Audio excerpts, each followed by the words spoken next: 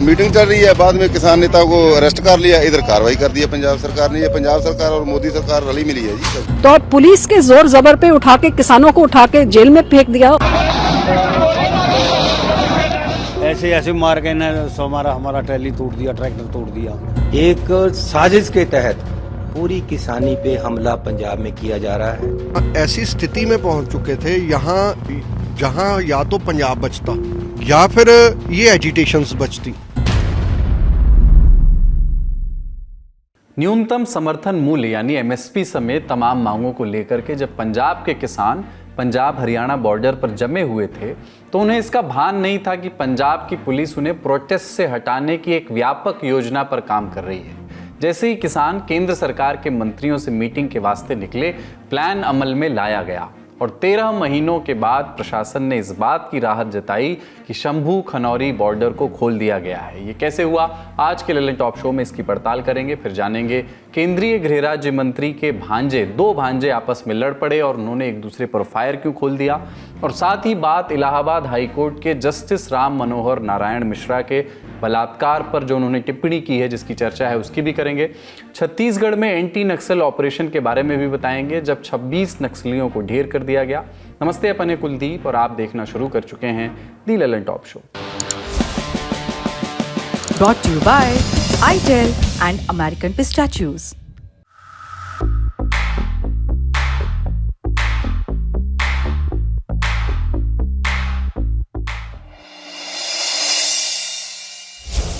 बड़ी खबर में बात किसान आंदोलन की। 19 मार्च की रात 13 महीनों बाद पंजाब पुलिस ने कार्रवाई की।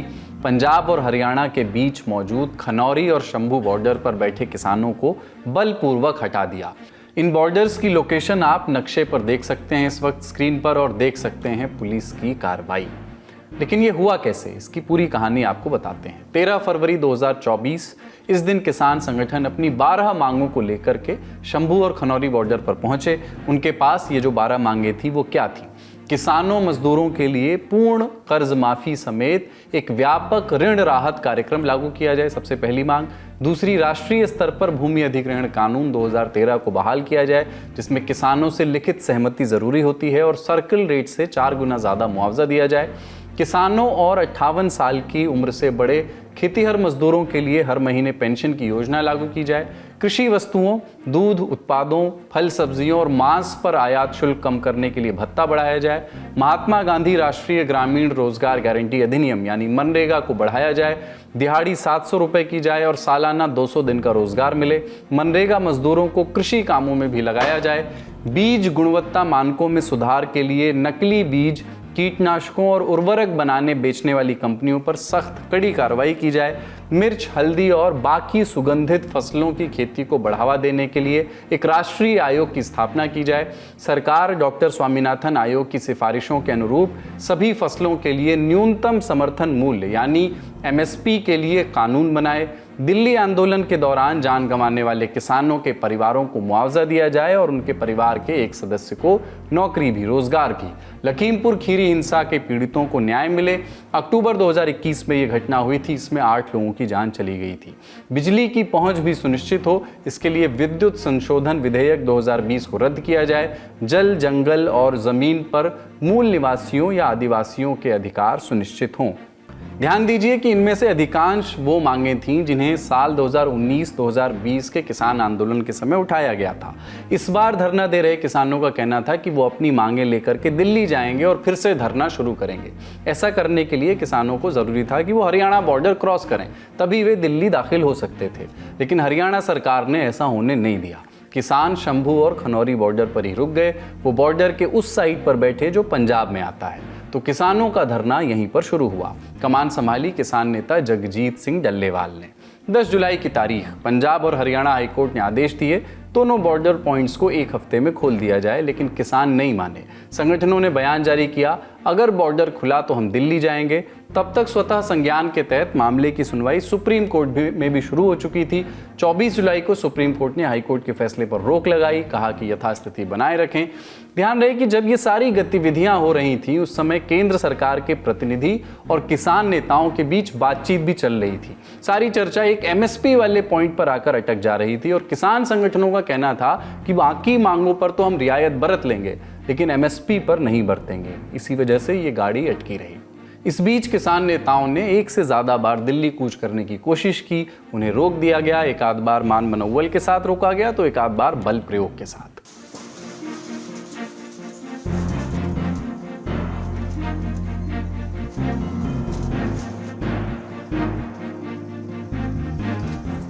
किसानों को पंजाब में ही महदूद रखने के लिए कंक्रीट की सिल्लियां रख दी गईं, कटीले तार बिछाए गए और पुलिस के साथ साथ अर्धसैनिक बलों को भी तैनात किया गया। फिर तारीख आई 26 नवंबर की। ये वो दिन था जिस दिन जगजीत सिंह डल्लेवाल ने हिरासत में लिए जाने के बाद आमरण अनशन शुरू किया। ये केंद्र सरकार को अपनी मांगों को मनवाने का एक प्रेशर मूव था। इसका असर ये हुआ कि सुरक्षा बल थोड़ा सा पीछे हटे। 20 दिसंबर 2024 की तारीख आई।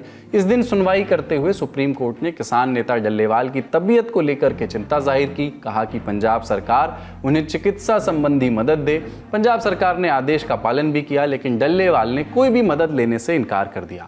जनवरी 2025 में सुप्रीम कोर्ट द्वारा गठित रिटायर्ड जस्टिस नवाब सिंह की अध्यक्षता वाली कमेटी ने डल्लेवाल से मुलाकात की, उनका कुशल क्षेम पूछा, आमरण खत्म करने का आग्रह किया उनसे जो अनशन वो कर रहे थे, लेकिन डल्लेवाल ने उस आग्रह को नकार दिया।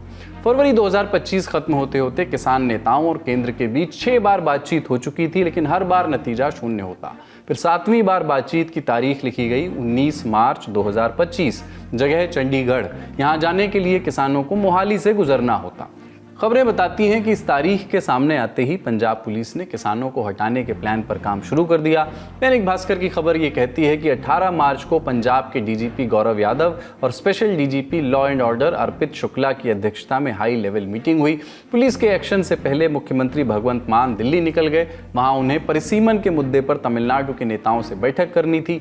पुलिस को आदेश साफ थे, जैसे ही किसान नेता चंडीगढ़ जाते हुए मोहाली में प्रवेश करें उन्हें हिरासत में ले लिया जाए, लेकिन उन्हें पुलिस स्टेशनों में नहीं बल्कि बड़े ट्रेनिंग सेंटर्स में रखें। 18-19 मार्च की रात करीब 1 बजे फोर्स की तैनाती हुई, मोबाइल नेटवर्क बंद कर दिए गए।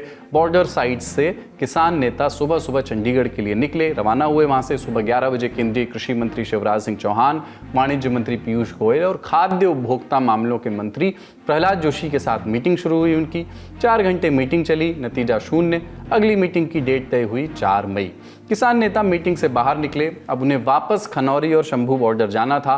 किसान नेता सरवण सिंह पंधेर को मोहाली में एयरपोर्ट रोड पर पुलिस ने रोका और साथियों के साथ हिरासत में ले लिया। दूसरी ओर जगजीत सिंह डल्लेवाल एम्बुलेंस में खनौरी बॉर्डर लौट रहे थे, जिन्हें पुलिस ने संगरूर में रोक लिया। किसान नेता हिरासत में ले लिए गए तो अब पंजाब पुलिस के पास मौका था क्रैकडाउन का। शाम लगभग 8 बजे पंजाब पुलिस ने दोनों बॉर्डर्स को खाली कराना शुरू किया।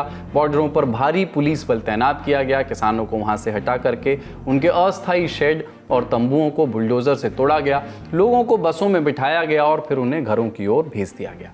सो यहाँ जो हमारी इनपुट थी, यहाँ अप्रॉक्सीमेटली 150 से 200 किसान था, लेकिन जब यहाँ पर हम आए उससे पहले कई जा चुके थे और 40-50 के करीब थे जो हमने डिटेन किए। उनमें से भी कई अपने घर जाना चाहते हैं और उनको हम भेज भी रहे हैं। और अब का क्या प्लान है, कब तक खुल जाएगा शंभू बॉर्डर? शंभू बॉर्डर देखो हमारी तरफ से तो 2 घंटे में खुल जाएगा। रहेगी अब हरियाणा की बात। उनका जो बैरिकेटिंग है वो स्ट्रॉन्ग बैरिकेटिंग है, वो कितना टाइम लेते हैं उसको रिमूव करने के लिए, ये उन पर डिपेंड करता है। 20 मार्च का दिन आया, शुरू हुई खनौरी शंभू बॉर्डर को खोलने की कवायद। बैरिकेड्स को हटाना शुरू किया गया। खबरों की माने तो 21 मार्च से इन रास्तों पर यातायात शुरू हो जाएगा। हमने पत्रकारों से बात की, उनसे पूछा कि किसानों को हटाने का प्लान कैसे बना। आप ये बताइए कि 1 साल से किसान वहाँ बैठे थे, लेकिन ऐसा सडन क्या चीज़ होगी कि पंजाब पुलिस को और पंजाब सरकार को इतना बड़ा एक्शन लेना पड़ा, किसानों को वहाँ से हटाना पड़ा? ऐसी स्थिति में पहुंच चुके थे यहाँ जहाँ या तो पंजाब बचता या फिर ये एजिटेशंस बचती। अब बॉर्डर सील कर दिया हरियाणा गवर्नमेंट ने, किसान जा रहे हैं, किसान को रोका गया, वो वहीं पे डेरे लगा के बैठ गए। उसमें केंद्र का क्या गया जी, उसमें हरियाणा का क्या गया जी, आप बताइए। ना तो केंद्र के सिर के ऊपर 1 भी जूं सरकी, ना ही हरियाणा के ऊपर कोई फर्क पड़ा। ना ही राजस्थान को कोई फर्क पड़ा, ना ही हिमाचल को कोई फर्क पड़ा। हमने इस आंदोलन के द्वारा अपनी ही स्टेट के लिए हम मतलब कि वो बॉर्डर क्लोज करके बैठ गए। ना तो पंजाब के अंदर कोई ट्रक आ सकता है, ना ही पंजाब के अंदर कोई व्यापारी आने को कोई रास्ता छोड़ा हमने। ये पंजाब की लाइफलाइन थी, दोनों सड़कें मेन रोड से एंट्री है पंजाब की। किसी स्टेट की एंट्री ही क्लोज हो जाए और कोई महीने की बात होती, 2 महीने की बात होती, 3 महीने की बात होती, हमने पूरी सपोर्ट की है जी। चूंकि ये सारी कार्रवाई पंजाब पुलिस की थी तो सूबे की भगवंत मान सरकार किसानों के सीधे सीधे निशाने पर आ गई। किसानों के साथ साथ विपक्षियों ने भी इल्जाम लगाए आम आदमी पार्टी की सरकार और केंद्र सरकार की मिली भगत से ये संभव हुआ है, ऐसे आरोप लगे। वोटों के टाइम में ये भगवंत मान ने जाके इन सारे किसानों के पैरों को हाथ लगा के चुटकी में 5 मिनट में एमएसपी मैं दूंगा, मेरी सरकार बनाओ। सरकार बनाने के बाद 3 साल से झूठ मार रहा है कि मरी हुई मुर्गी, मरी हुई बकरी मुआवजा मैं दूंगा। लोगों के पास जाता नहीं है। और अब इस हाल पे कि जब अपना हक मांग रहे हैं किसान जी, उन्होंने कहा कि हमारे साथ जो तुमने समझौते करे थे पूरे करो, नहीं तो हम विधानसभा को घेरेंगे जब आपका बजट सेशन 28 को शुरू होगा। तो अब पुलिस के जोर जबर पे उठा के किसानों को उठा के जेल में फेंक दिया। एक साजिश के तहत पूरी किसानी पे हमला पंजाब में किया जा रहा है। बड़ी फौजें वहां खड़ी कर दी हैं। किसानों की पीठ में छुरा फूंका जा रहा है, किसानी को मारा जा रहा है, किसानों को बदनाम किया जा रहा है। रास्ता किसानों ने नहीं, रास्ता सरकार ने रोका हुआ है। वो तो दिल्ली आना चाहते हैं, वो सड़क नहीं रोकना चाहते। जो काले दिन से पंजाब निकल कर आया था, आज वहीं फिर उसी भट्टी में किसान को झोंकने की, पंजाब को उसी भट्टी में फूंकने की तैयारी हो रही है। आरोप लगे तो पंजाब सरकार की ओर से इस पर सफाई भी आई। तो किसान भाइयों को बार बार रिक्वेस्ट करते हैं कि आप धरना करो, प्रोटेस्ट करो, पर लेकिन नेशनल हाईवे ना रोको, जो देश की लाइफलाइन है, जिससे पूरे पंजाब का व्यापार पूरे देश से जुड़ा हुआ है, उसको खोल दो, एक रास्ता ही खोल दो। पर लेकिन किसान भाई बिल्कुल उन्होंने हमारी मांग नहीं मानी, क्योंकि आम आदमी पार्टी डे 1 से किसान के साथ खड़ी है, किसानों की मांगों के साथ खड़ी है। सड़कें बंद होने के कारण और कहीं प्रोटेस्ट करने के कारण पंजाब की इकोनॉमी प्रभावित हो रही है। पंजाब में कोई बड़े लोग जो है वो इंटरेस्ट नहीं रखते कि पंजाब में उद्योग लगाया जाए। जबरन शंभू और खनौरी बॉर्डर से हटाने पर पंजाब के किसान भड़के हुए हैं। 20 मार्च को फिर से प्रदर्शन शुरू हुए और बठिंडा, मुक्तसर, मोगा, फरीदकोट और होशियारपुर में उनकी पुलिस के साथ झड़प भी हुई। सिरसा में किसानों ने मुख्यमंत्री भगवंत मान का पुतला फूंका। पत्रकारों से सुनते हैं ताजा अपडेट्स। मार्च को एक मीटिंग हुई थी जहाँ पे एसकेएम के नेता गए थे और वहां पे भगवंत मान, क्योंकि वो एक नाराज थे कि 5 मार्च को जो ऐलान किया गया था, उन्होंने कहा कि जब उन्होंने अपना जो विरोध प्रदर्शन करना ही है तो फिर मुलाकात की क्या बात है। तो वहां से ट्रिगर होते होते अब ये बात ऐसी आ पड़ी कि उन्होंने जब मीटिंग की इंडस्ट्रियलिस्ट के साथ लुधियाना में, अरविंद केजरीवाल और भगवंत मान दोनों ही मौजूद थे, वहां पे ये उनको नाराजगी समझ आई इंडस्ट्रियलिस्ट की कि जो रास्ता रोका गया है उससे काफी हद तक करोड़ों का नुकसान हर दिन हर महीने हो रहा है। तो उन्होंने कहा कि ये बहुत समय तक नहीं चलेगा और लुधियाना वेस्ट में वैसे भी बाइपोल्स है।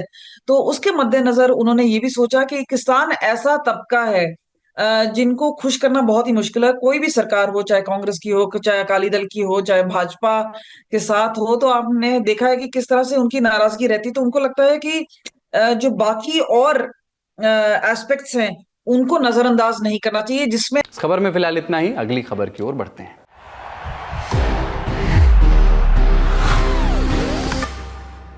That's the power of the statue.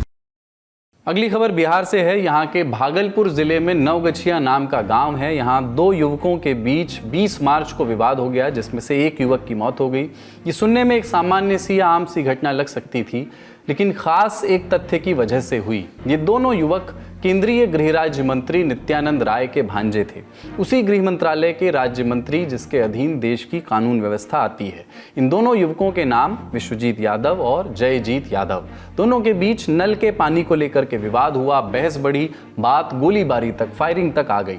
आरोप है कि दोनों पक्षों की ओर से गोली चली, दोनों तरफ से लोग घायल हुए, अस्पताल ले जाया गया, जहां एक विश्वजीत ने दम तोड़ दिया, दूसरे भांजे जयजीत का इलाज चल रहा है। लड़ाई के बीच विश्वजीत की मां हिना देवी के हाथ में भी गोली गोली लगी है उनका भी इलाज चल रहा है। नवगछिया की एसपी प्रेरणा कुमार ने इस घटना के बारे में विस्तार से जानकारी दी। कहा कि मृतक विश्वजीत और भाई जयजीत दोनों एक ही मकान में रहते थे, दोनों में से विश्वजीत बड़ा था। जो दोनों जिनको गोली लगी थी, घायल आदमी, उनको तुरंत ही हॉस्पिटल ले जाया गया था और सूचना पर तुरंत ही एसडीपीओ भी हॉस्पिटल पहुंचे। एसएचओ भी वहां हॉस्पिटल में थे, जहां पर हॉस्पिटल से सूचना प्राप्त हुई कि एक जो घायल व्यक्ति था उसकी मृत्यु हो गई है, एक अभी इलाजरत है।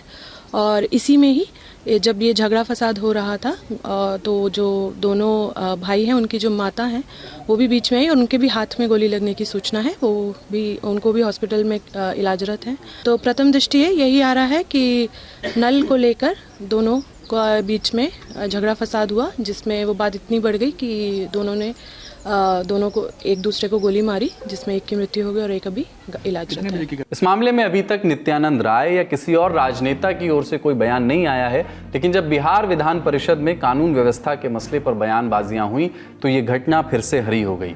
यहाँ पूर्व मुख्यमंत्री राबड़ी देवी की मुख्यमंत्री नीतीश कुमार से बहस हो गई। बिहार में लॉ एंड ऑर्डर के मसले पर विपक्ष सरकार को घेर रहा था, कुछ मामलों का जिक्र किया। जवाब देने के लिए नीतीश कुमार खड़े हुए, उन्होंने कहा कि संज्ञान लेंगे। साथ ही विधान परिषद की नेता प्रतिपक्ष राबड़ी देवी पर निशाना उन्होंने साधा। उन्होंने कहा कि आप लोगों के वक्त कुछ काम नहीं हुआ, आप यहाँ बोलकर पब्लिसिटी करना चाहते हैं। आप तो मुख्यमंत्री ही तब बनी जब आपके पति का सस्पेंशन हुआ।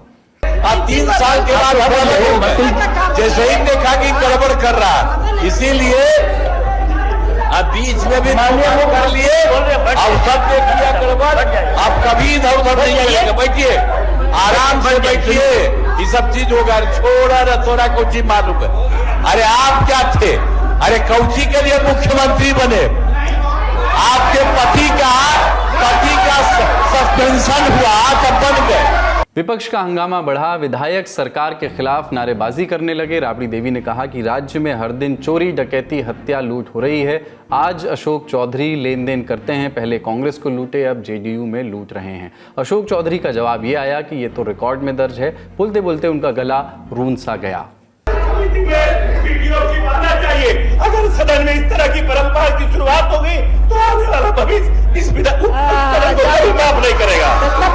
हम जानते हैं, हम जानते हैं। इसके बाद राबड़ी के नेतृत्व में विपक्ष का सदन से बाहर भी प्रदर्शन शुरू हुआ और ये दृश्य दिखाई दिए। क्या करते हैं सब मालूम है। ठीक है, बात टिप्पणी नहीं करिए, बाद में देखा जाएगा। आप टिप्पणी मत करिए, आप टिप्पणी कर रहे हैं, आप कर रहे हैं, आप टिप्पणी मत करिए। नेता प्रतिपक्ष बोल रहे हैं, नेता प्रतिपक्ष आपने की तरफ से नेता प्रतिपक्ष बोल रहे हैं। ये खबर यहीं तक। अब अगली खबर।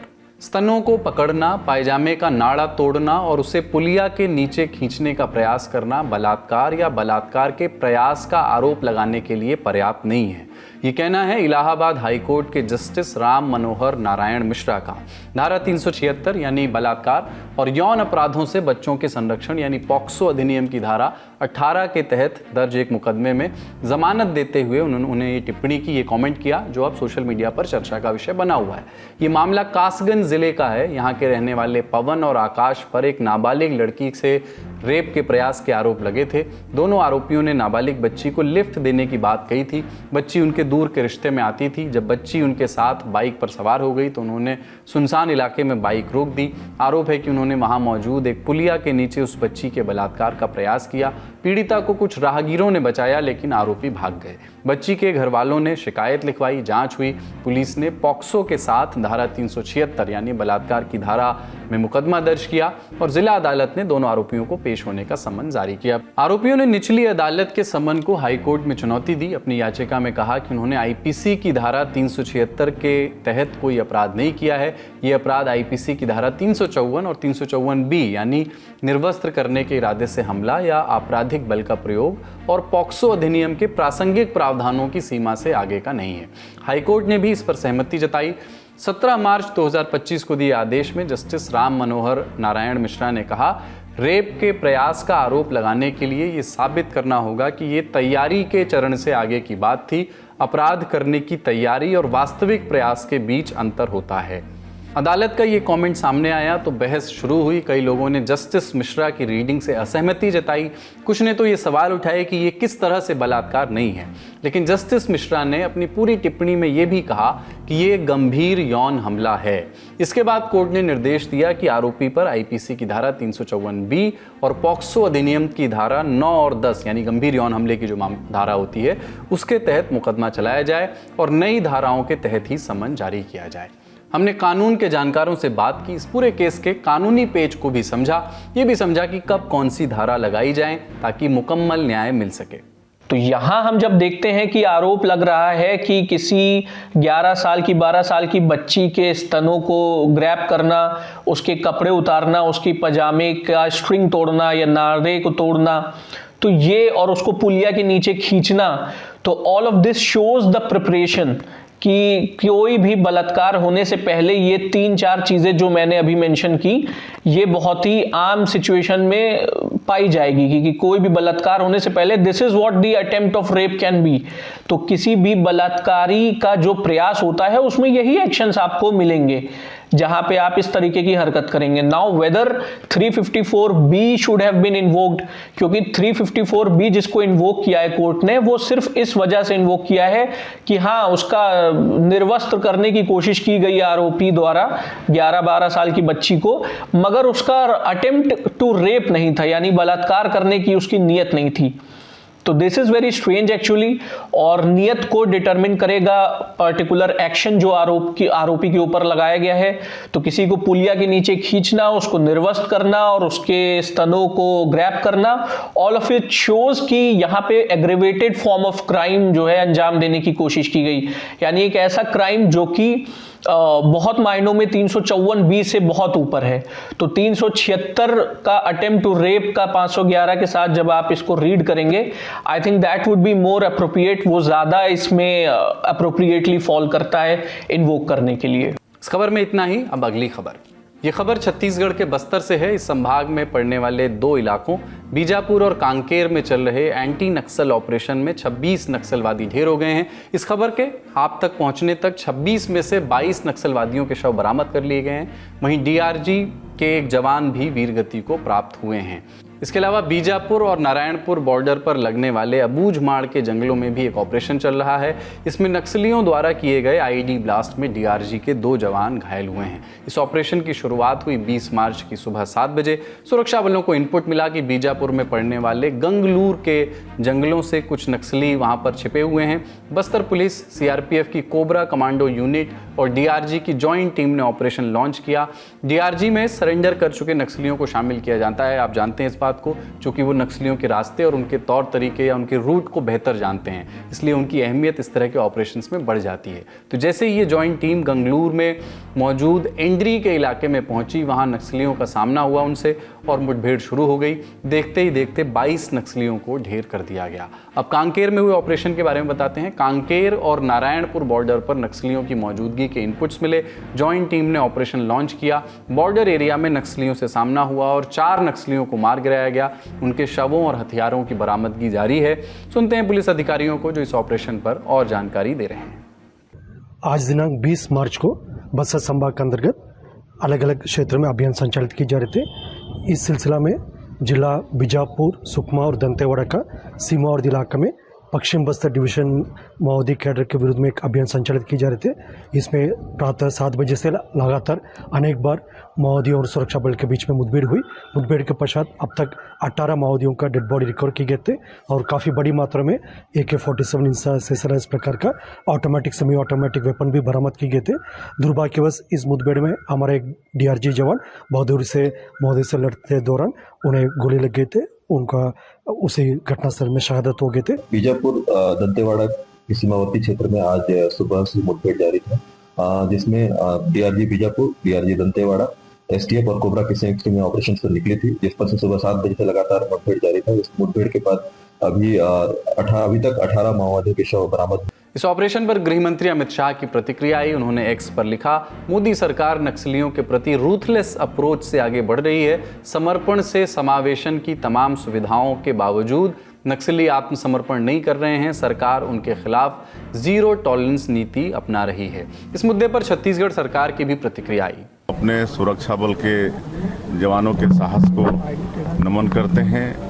लगातार बहुत मजबूती के साथ वो लोग लड़ाई लड़ रहे हैं। एक जवान भी शहीद हुए हैं सर, जवान भी शहीद हुए हैं। जी, बस्तर की खूबसूरती अब लोग देख पाएंगे। बिल्कुल, अब ज़्यादा समय नहीं लगने वाला है और हमारे माननीय गृह मंत्री जी का भी संकल्प है कि 31 मार्च 2026 तक पूरे देश से नक्सलवाद को समाप्त करना है और उस तेजी के साथ काम भी हो रहा है और हमको पूरा भरोसा है कि माननीय गृह मंत्री जी का संकल्प पूरा होगा और हमारा जो बस्तर स्वर्ग है वहाँ भी पूरे देश दुनिया के लोग जा पाएंगे। हमने ग्राउंड पर मौजूद पत्रकारों से भी बात की जो इस ऑनगोइंग ऑपरेशन पर ज्यादा जानकारी दे रहे हैं। बीजापुर के अरंडी गांव में यह सूचना पुलिस को मिली थी कि वहां पर नक्सलियों का जमावड़ा है। इस जानकारी के आधार पर दंतेवाड़ा के डीआरजी, बीजापुर के डीआरजी, छत्तीसगढ़ की लोकल फोर्स एसटीएफ, उसके अलावा सीआरपीएफ जो केंद्रीय फोर्स है, ये तमाम लोगों ने संयुक्त ऑपरेशन चलाया। दंतेवाड़ा की ओर से भी फोर्स निकली, बीजापुर की ओर से फोर्स निकली और दंतेवाड़ा और बीजापुर के सरहदी इलाके में एक बड़ी मुठभेड़ भोर में लगभग 5 बजे हुई। इस मुठभेड़ के बाद जो सुरक्षा बल हैं उन लोगों ने वहां से 26 नक्सलियों के शव बरामद किए हैं। फिलहाल सभी नक्सलियों के शव को बीजापुर जिला मुख्यालय लाया गया है, वहां पर उनकी शिनाख्त करने की प्रक्रिया चल रही है। पुलिस को ऐसा विश्वास है कि उस इलाके में जो नक्सली मारे गए हैं उन 26 नक्सलियों में कई बड़े कैडर के नक्सली हो सकते हैं क्योंकि उनके पास से AK-47 और बड़ी संख्या में गोला बारूद बरामद हुआ है। ये ताज़ा घटनाक्रम हो गया। अब बैकग्राउंड की बात कर लेते हैं। अगर आज के ऑपरेशन को मिला दिया जाए तो साल 2025 में ही छत्तीसगढ़ में मारे गए नक्सलियों की संख्या 70 के ऊपर पहुंच जाती है। कुछ बड़े ऑपरेशंस की बानगी देखिए। 4 जनवरी को अबूझमाड़ के जंगलों में मुठभेड़ होती है, 5 नक्सली ढेर होते हैं। 9 जनवरी को सुकमा बीजापुर बॉर्डर पर 3 नक्सलियों मारे जाते हैं। 12 जनवरी को बीजापुर के मद्देड़ इलाके में 5 नक्सली ढेर होते हैं। 16 जनवरी छत्तीसगढ़ तेलंगाना बॉर्डर पर 18 नक्सली ढेर होते हैं। 21 जनवरी को छत्तीसगढ़ ओडिशा बॉर्डर पर 27 नक्सली मार गिराए गए। 2 फरवरी को बीजापुर के गंगलूर में 8 नक्सली ढेर हुए। 9 फरवरी को बीजापुर के फरसेगढ़ में 31 नक्सली मारे गए। जानकार बताते हैं कि नक्सल ऑपरेशंस में तेजी साल 2023 में छत्तीसगढ़ विधानसभा चुनाव के बाद आई है। इस चुनाव में कांग्रेस की भूपेश बघेल की सरकार गिरी, भाजपा के विष्णुदेव साय मुख्यमंत्री बने। इसके बाद केंद्र की ओर से राज्य सरकार को एक तारीख दी गई, 31 मार्च 2026। ये एक डेडलाइन थी जब सूबे से नक्सलवाद को मिटाने का लक्ष्य रखा गया। सूत्र बताते हैं कि यह आधिकारिक ऐलान तो था ही, साथ ही अधिकारियों को भी एक समझाइश थी कि काम पूरा करने की डेडलाइन यही है, क्योंकि जब ये ऐलान किए जा रहे थे उस समय छत्तीसगढ़ सरकार सूबे के बजट का मसौदा तैयार कर रही थी जिसमें बस्तर टूरिज्म पर ज्यादा जोर दिया गया था। छत्तीसगढ़ में जब से बीजेपी की सरकार बनी है तब से कैंप खोलने की संख्या की जो रफ्तार है वो बढ़ गई है। अब 1 से 2 दिनों के भीतर सुरक्षा बल किसी भी इलाके में कैंप स्थापित कर देते हैं। जब किसी इलाके में कैंप की स्थापना हो जाती है तब उस इलाके में जो नक्सली सक्रिय होते हैं वो नक्सली में से कुछ लोग जो हैं वो सरेंडर करते हैं। सरेंडर नक्सलियों को गोपनीय सैनिक बनाया जाता है, उसके बाद उनको डीआरजी में शामिल कर लिया जाता है। इस तरह से जो पहले नक्सली रह चुके हैं उनको उस पूरे एरिया के बारे में जानकारी है, उनको इस बात की जानकारी है कि उस इलाके में कौन से एरिया कमेटी सक्रिय है, उसके कौन कौन से मेंबर हैं, उनका कौन सा गांव है। इसलिए जो इंट है, जो गुप्त सूचना है, वो प्रॉपर सही समय पर पुलिस को प्राप्त हो रही है, फोर्स को प्राप्त हो रही है। हमें जो डीआरजी का ऑपरेशन है उनका केंद्रीय बलों के साथ समन्वय, उसके लिए गृह मंत्री खुद छत्तीसगढ़ कई बार आ चुके हैं, वो लगातार बैठक ले रहे हैं और जिस तारीख को नक्सलवाद समाप्त करने की बात कर रहे हैं उसके पहले एक टारगेट तय किया जा रहा है कि इस तारीख तक यहाँ तक जो है एरिया डोमिनेट कर लिया जाएगा, इस इलाके को नक्सल मुक्त कर लिया जाएगा। इस तरह से एक एक करके वो हर कदम आगे बढ़ रहे हैं। कुल मिलाकर फोर्स को जो फ्री हैंड मिला, जो इंट लगातार पुलिस के पास आ रहा है, जो एरिया कमेटी है नक्सलियों की उनकी जानकारी सही समय पर मिल जा रही है, जो बस्तर में कैंप खुलने की संख्या है और उसका समय जो है वो उसमें रफ्तार आई है, इसलिए जो ऑपरेशन है उनकी संख्या बढ़ी है और पुलिस को, सुरक्षा बलों को इतनी बड़ी संख्या में सफलता मिल रही है। इस खबर में फिलहाल इतना ही। अब सुर्खियों की बारी। एक्टर प्रकाश राज, विजय देवरकोंडा और राणा दग्गुबाती समेत 25 सेलिब्रिटीज या इन्फ्लुएंसर्स के खिलाफ तेलंगाना पुलिस ने 19 मार्च को केस दर्ज किया। इन पर कुछ अवैध बेटिंग ऐप्स को प्रमोट करने और इस तरह लोगों को गुमराह करने के आरोप हैं। एक बिजनेसमैन फणींद्र शर्मा की शिकायत पर यह केस दर्ज किया गया है। आरोप है कि इस तरह सट्टेबाजी को प्रमोट करना 1867 के सार्वजनिक जुआ कानून का उल्लंघन है। FIR में अवैध सट्टेबाजी को बढ़ावा देने से जुड़ी धाराएं भी शामिल हैं। आज के ललन टॉप शो में इतना ही। अपना और अपनों का ख्याल रखिए, देखते रहिए दी ललन टॉप। शुक्रिया, शुभ रात्रि।